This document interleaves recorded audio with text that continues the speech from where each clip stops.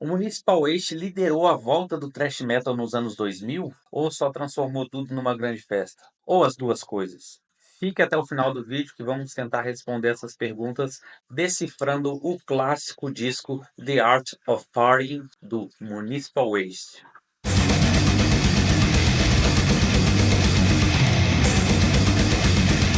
Mas antes de seguir, eu quero pedir para você se inscrever no canal, deixar o like e, se você estiver ouvindo no Spotify ou em qualquer outra plataforma, segue a gente lá também, deixe o seu comentário e, se quiser, siga também a gente no Instagram, @Decifrando Discos. Vamos pro disco.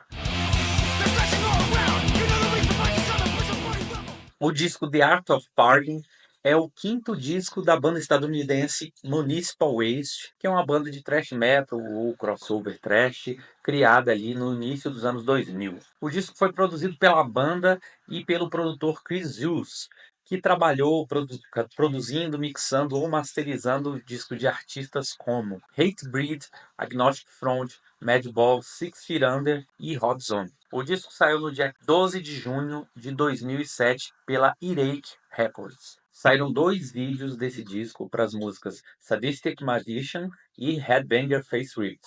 Esse último foi feito pela clássica produtora Troma Entertainment, responsável por um vasto catálogo de filmes trash, como o clássico The Toxic Avenger. A capa foi feita pelo artista Andrei Boziskov e foi baseada na música Chemically Altered. E a formação da banda na época era Tony Foresta nos vocais, Ryan Waite nas guitarras e nos segundos vocais, Phil Hall no baixo e David Witt na bateria.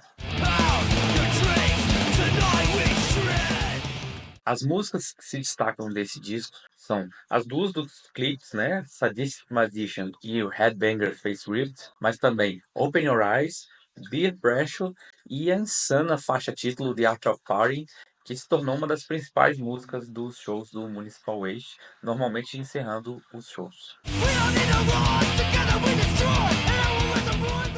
Eu conheci o Municipal Waste melhor muito depois, mas eu lembro do nome ali no começo dos anos 2000, quando algumas bandas começaram a voltar a fazer um thrash mais retrô, menos cadenciado, sem aquele groove que a maioria das bandas de metal do final dos anos 90 estavam fazendo ali, herdando meio do Pantera. Daí eu lembro de algumas bandas novas que voltaram às raízes, com riffs sagazes, sem aquela afinação tão baixa, tão presente na época, bateria sempre veloz, beirando o hardcore. O Municipal Waste sempre estava nessas listas que falavam desse revival do thrash metal, junto com bandas como Havok, Gamma Bomb, Warbringer e também aqui diretamente do Distrito Federal, o Violator.